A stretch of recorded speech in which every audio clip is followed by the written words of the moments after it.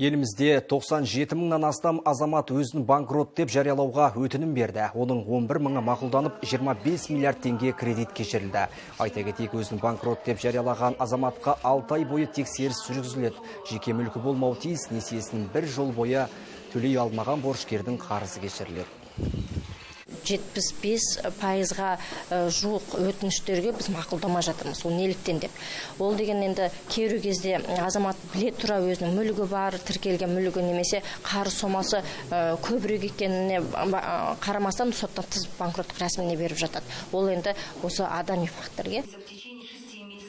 Ал мүлікті жариялау декларациясының 3-ші кезеңінде 3 миллион адамға міндеттелген. Биыл заңды тұлғалар, құрылтайшылар, кәсіпкерлер мен олардың жұбайлары тапсырады.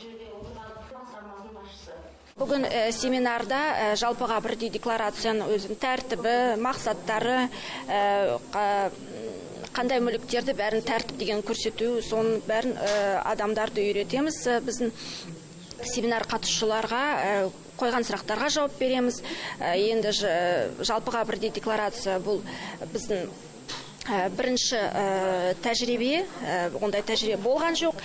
Одан енді сұрақтар көп көтеріліп жатыр. Сол туралы біз бәріміз осы семинарда талқылдаймыз.